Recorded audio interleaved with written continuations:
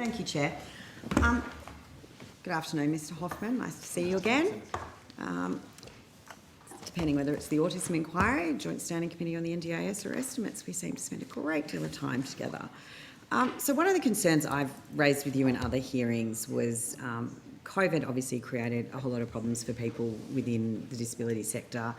SIL was a particular problem, and people accessing services under that provision. We saw some concerns around the reinstitutionalisation of people a little bit by stealth by some of the bigger providers, withdrawing people from work programs, and then we saw some of the big providers withdrawing their workforce under concerns of providing services through the pandemic.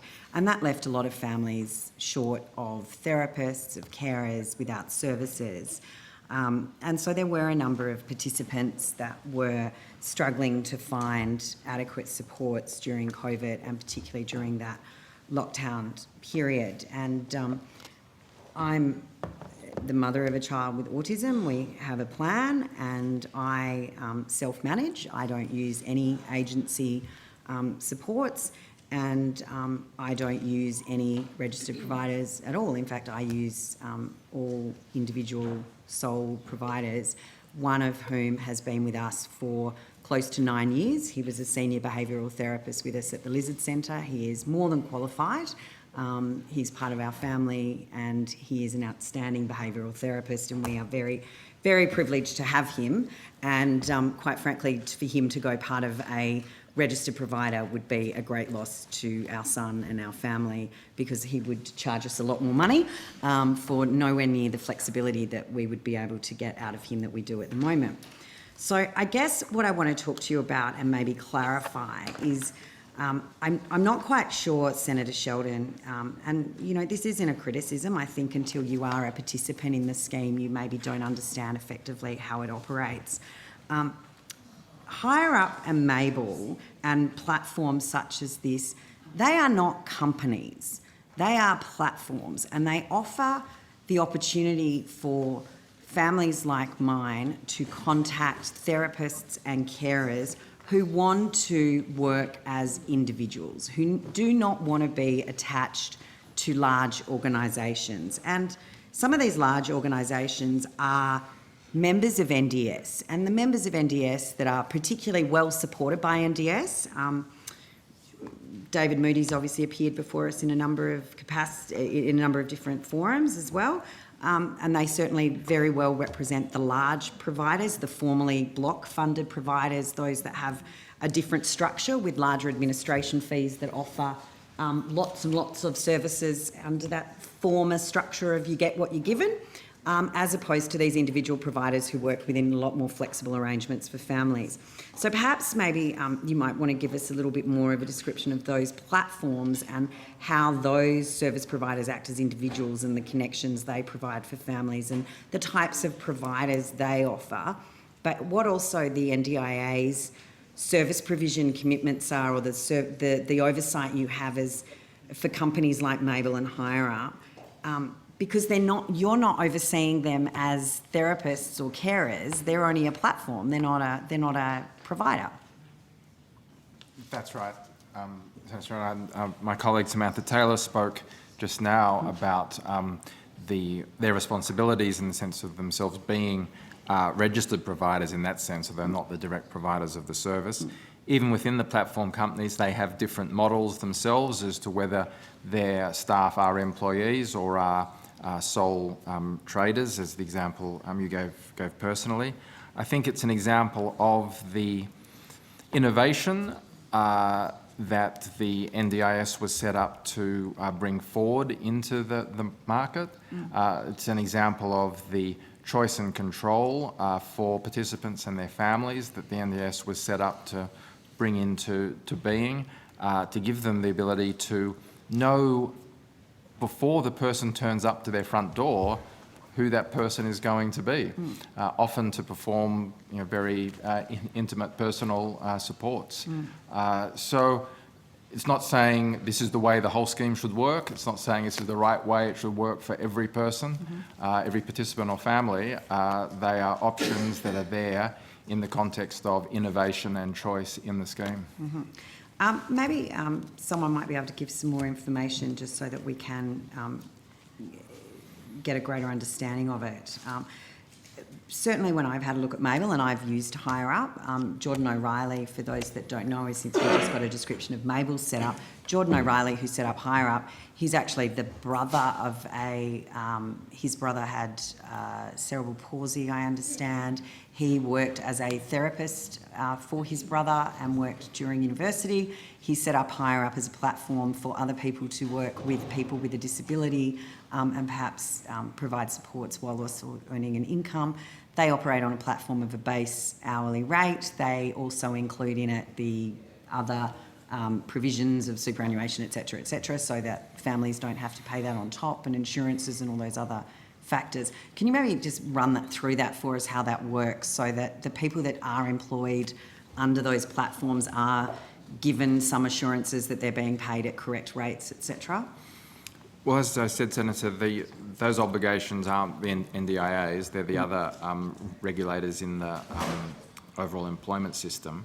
I know from Higher Up that there's a different model to some of the others where he actually does employ the workers as employees, is a B corporation in terms of being a not-for-profit in that sense, and does, as I understand it, do a good job in terms of training and development of staff and oversight. But again, I'm not sort of sproiking any one platform versus any of the other. That's not our role. We do want to see the innovation of different models.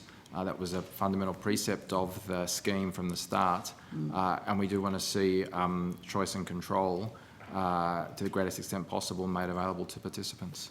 And certainly, Senator, I think during the COVID response, having a variety of different providers with different business models that could help us to ensure supply of workforce and meeting of surge demands and bringing different capabilities to the table was really critical in achieving relatively low numbers in the disability sector compared to some other parts of the health and care sector. So they were an important part of the response, and a number of companies were very willing to work with us to mobilise whatever assets and resources they had to be able to provide that effective response. And so when you say companies who are happy to mobilise, you're talking about those sort of platforms that had access to individual support workers, or...? We worked with we worked with the platform providers, we worked with actual providers on the ground, we worked with Aspen Medical to provide a clinical first response capability. There are a whole series of things that we put in place to make sure that we could cover off all the possible needs that we might have during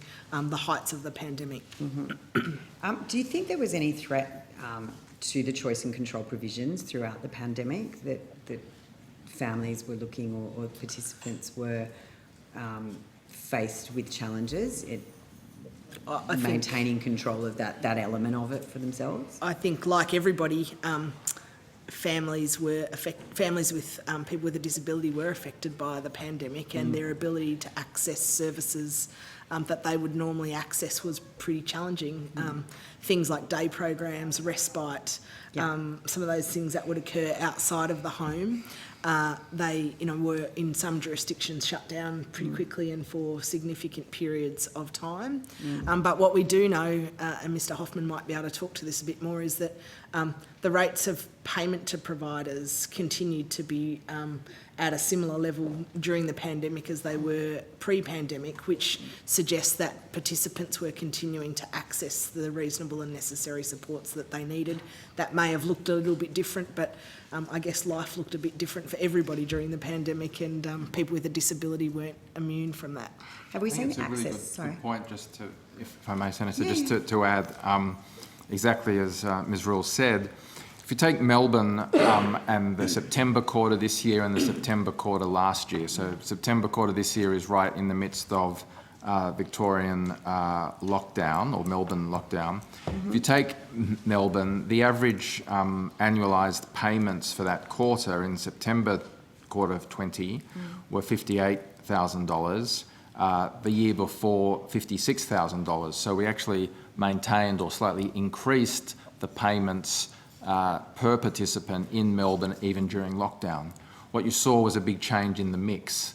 Clearly transport was down, capacity building in relation to employment was well down, social and community and civic activities was well down, talking 30 or 40% down. But then things like support coordination was up, capacity building in daily activities and daily activity supports were well up as well. So people weren't going out to work or to day programs, social and community civic activity, but they were getting additional, often in-house supports. We saw a boom in telehealth or tele-delivery of services. So in some ways, quite a good test case of the flexibility of the market to respond to this shock and maintaining total provision of services in a different way and different type through that period. So, I mean, obviously one of the provisions of the very beginning of the establishment of the NDIS was the choice and control, putting the participant at the heart of it, and choice and control, and being the ability to choose the best supports for that individual or family at the right time and as their life, giving them the opportunity, the best possible life. Do you see platforms such as Higher Up and Mabel, and I must admit they're the main two that I know, having used them both, as not only being part of that going forward, but being part of that fundamental principle that without organisations such as that, and wherever we end up in the future, that they're at the core of that choice and control principle. Whereas if we move back to or if we move towards a registered providers only kind of model, that that would actually take away from that choice and control principle. Yeah, that's right. It's a part of the market.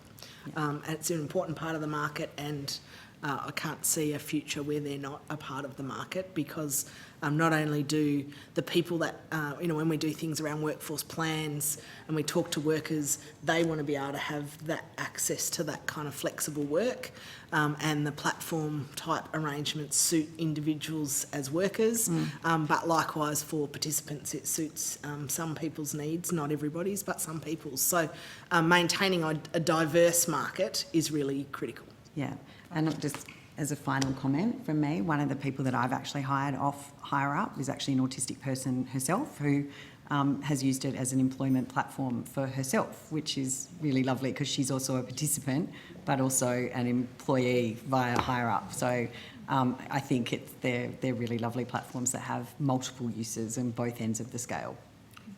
So thank you. Thank you, Chair.